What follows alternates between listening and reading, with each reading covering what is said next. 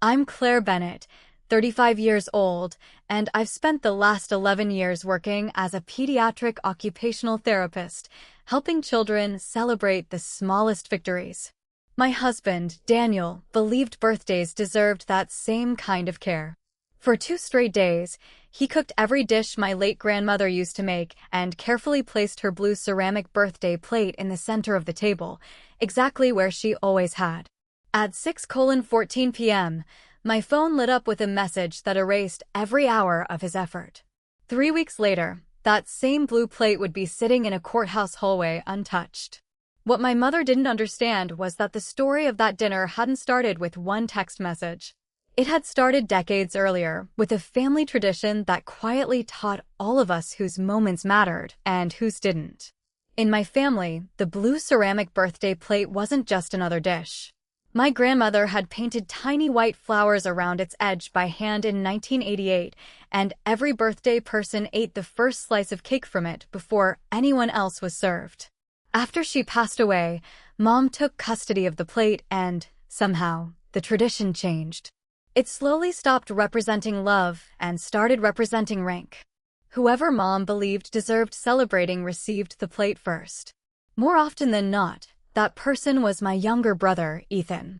His promotions, softball trophies, and even his first apartment became full family events. My milestones were acknowledged, but rarely centered. Looking back, the painful part isn't that Mom created the pattern. It's that I helped preserve it.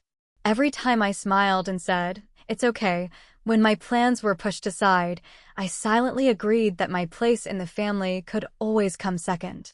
Daniel noticed long before I did. He never criticized my mother. Instead, he'd quietly ask whether I was truly happy, and I'd always insist everything was fine. That's why I made absolutely certain there would be no misunderstanding about my 35th birthday dinner. On April 2, I created a family group message with the reservation details before changing it to dinner at our home when Daniel offered to cook instead. Mom replied with a thumbs-up emoji. For days later, she texted, "We'll be there." My father confirmed the time in front of my aunt during Sunday lunch. Even Ethan answered, "See everyone at 7. Then Mom added one last message that everyone ignored, including me. Asterisk, don't be disappointed if something comes up. Asterisk. At exactly 6:14 p.m. on April 18, while Daniel was carrying the rosemary potatoes from the oven to the dining table, my phone vibrated once. Mom's message appeared on the screen. Asterisk, we're not coming. We had more important plans. Asterisk. For a few seconds, I honestly thought it had been sent to the wrong conversation. Then my phone rang. She was laughing before I even finished saying hello. "Ethan got invited to dinner with his girlfriend's parents," she said casually. "It was important for his future." I looked across the room. 6 candles flickered beside the blue ceramic birthday plate. Daniel was straightening the folded linen napkins for the 3rd time, making tiny adjustments that didn't need to be made because he still believed everyone was about to walk through the front door. I asked, quietly, "Mom, this dinner has been planned for over 2 weeks. She sighed as if I were creating unnecessary work for her. "Not everything is about you," she said. "You're 35, Claire. You'll survive one birthday." Then she laughed again before ending the call. The room suddenly felt much smaller. Daniel didn't ask what happened. He only looked at my face, then slowly pulled out my mother's chair anyway. He placed her name card exactly where it belonged, as if kindness deserved one final chance before disappointment took its seat. I stared at that empty chair longer than I looked at my phone. Daniel had spent nearly 16 hours cooking. The beef Wellington rested perfectly on the serving board. The chocolate raspberry cake was cooling beside the kitchen window. Every place setting matched. Every candle was lit. Nothing was missing except the people we'd prepared everything for. Watching Daniel quietly refill everyone's water glasses, even though no one else was coming, hurt more than my mother's words. His first sentence wasn't about the food. "It'll still taste good tomorrow," he said softly. He wasn't trying to save dinner. He was trying to save me. As we sat across from each other in a dining room built for 6 people, but occupied by only 2, memories arrived one after another with uncomfortable clarity. The dance recital where Mom left early because Ethan had soccer practice. My college graduation, where she spent more time introducing relatives to Ethan than congratulating me. The promotion dinner that quietly became Ethan's engagement celebration because, according to Mom, his news was bigger. Every moment had felt isolated at the time. Now they lined up like numbered pages in the same book. The hardest realization wasn't that my mother had a favorite. It was that I'd spent years helping everyone, including myself, pretend she didn't. Every apology I'd accepted. Every schedule I'd rearranged. Every time I'd said, "It's fine." I hadn't just been the person getting hurt. I'd been protecting the system that kept hurting me. The next morning, I called my dad first. He listened for less than 2 minutes before saying, "Claire, don't make this into something bigger than it is. Your mother had a difficult choice." An hour later, my Aunt Linda gave me nearly the same answer. "Families compromise," she said. "Just celebrate another weekend. It's only a birthday. Only a birthday." The words followed me all afternoon. By evening, I almost believed them. Then I met my oldest friend, Maya, at the coffee shop across from my office. I told her everything, right down to the exact wording of the text message. She didn't defend anyone. She didn't explain my mother's behavior. She simply looked at me for a long moment before saying the sentence that changed the direction of the entire story. "You don't have to keep auditioning for your own family." No one had ever given me permission to stop trying before. For the first time in my life, someone did. Even then, I wasn't looking for revenge. I still wanted peace. So I called Mom one last time and offered the easiest compromise I could imagine. "We can have dinner this Sunday instead," I said. "Daniel already cooked everything. We don't even need gifts. I just want us to sit together." She didn't hesitate. "We're busy this Sunday too. I'll work around your schedule." Another sigh. "Not everything is about you." Then her voice turned colder. "If you start telling people we skipped your birthday, you'll embarrass this family. Your father will be upset, Ethan will resent you, and don't expect anyone to take your side. Don't create problems where there aren't any." That wasn't a scheduling conflict anymore. It was an ultimatum. And for the first time, I heard exactly what mattered most to her. Not my birthday. Not Daniel's effort.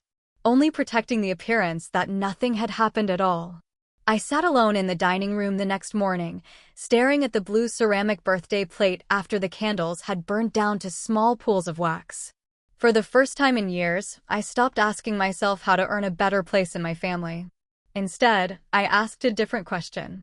What would my life look like if I stopped competing for a seat that had never really been mine? That thought was strangely peaceful.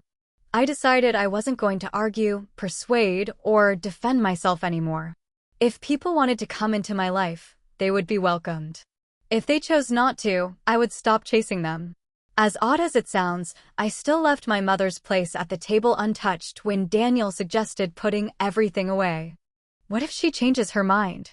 I said. He smiled sadly. "Then she'll still have a chair." Leaving that chair empty wasn't an act of punishment. It was proof that I hadn't become the person who hurt me. I opened Facebook later that afternoon. The first thing I typed was angry. Asterisk. Imagine telling your own daughter she isn't important enough for dinner. Asterisk. I read it once. Then I deleted every word. The second draft was even harsher. Asterisk. Some people only remember their family when other people are watching. Asterisk. Delete. I closed my eyes, took a long breath, and started over. This time I wrote only what had happened. I uploaded a single photograph of our dining table. 6 plates. 5 untouched place settings. 1 blue ceramic birthday plate in front of me. My caption read, Asterisk, Daniel spent 2 days preparing dinner for my 35th birthday. At 6:14 p.m., my family canceled because they said they had more important plans. We still ate together, and I'm grateful for the people who showed up. That's all. Asterisk. No accusations. No insults. No names. Just the truth. Within an hour, relatives I hadn't spoken to in months began sending messages. Some apologized because they had never heard another version of the story. Others admitted they had seen similar things happen for years, but had never known how much they affected me. Mom sent exactly one text.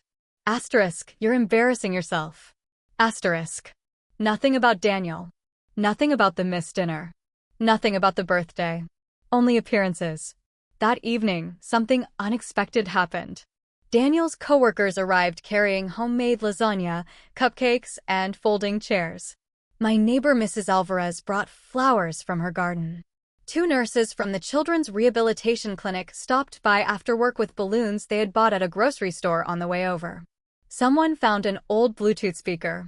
Someone else started a card game on the patio. Nothing matched. The paper plates were different colors. The cupcakes leaned sideways. One chair had a loose leg that wobbled every time someone laughed. It was imperfect. It was loud. It was real. Near sunset, Ethan knocked quietly on the backyard gate.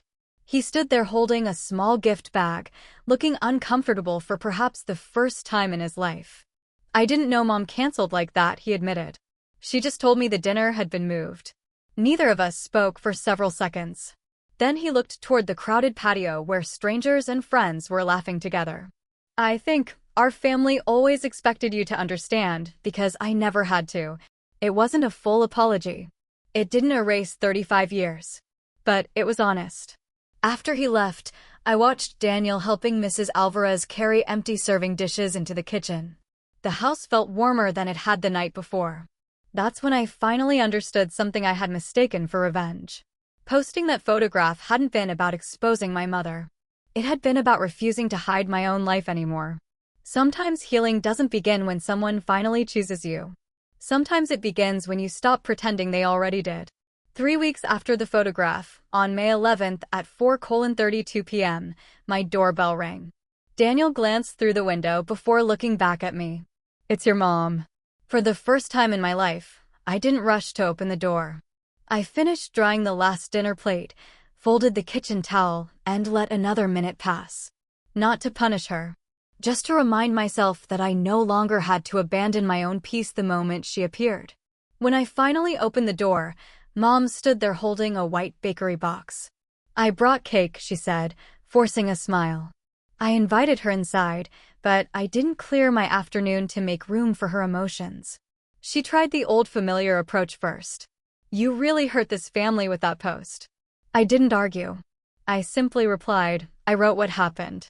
Then came the guilt. People think I'm a terrible mother now. Again, I stayed calm. They're free to think whatever they choose. Neither tactic moved me. The silence between us became longer than either of us expected. Finally, her shoulders dropped. For the first time in years, she asked a question that wasn't a defense. Is it too late? I looked toward the dining room where the blue ceramic birthday plate rested in its cabinet. It depends, I answered. I'm not the person who deserves the first apology. She frowned. I ignored Daniel's work, I continued. He spent 2 days creating something beautiful, and you treated it like it never mattered. If we're rebuilding anything, it starts there. Daniel stepped onto the back patio with her a few minutes later. I stayed inside. I never listened through the window. I only know that the conversation lasted almost 40 minutes, and when they returned, both of them had red eyes. Whatever was finally said belonged to them, not to me. Some moments become stronger because they remain private. A year passed. When my 36th birthday arrived, our family looked very different. The blue ceramic birthday plate returned to its original purpose. Whoever was celebrating always received the first slice of cake, no exceptions, no rankings. Mom came early carrying homemade bread instead of excuses. Before anyone sat down, she quietly placed the blue plate in front of me herself. She didn't make a speech. She didn't ask everyone to notice. That single gesture said more than another promise ever could. Ethan helped Daniel in the kitchen without being asked. Dad arrived with fresh flowers exactly at 6:45 p.m. Mrs. Alvarez was there. Maya was there. The table had grown larger than the family I was born into. It had become the family we chose to build. Looking back, I don't think the Facebook post was my revenge. The real turning point was refusing to hide the truth so someone else could stay comfortable. The blue ceramic birthday plate stopped measuring who mattered most. It started reminding all of us that every person at the table mattered equally. The people who miss your biggest moments don't decide your worth. The people who keep showing up do.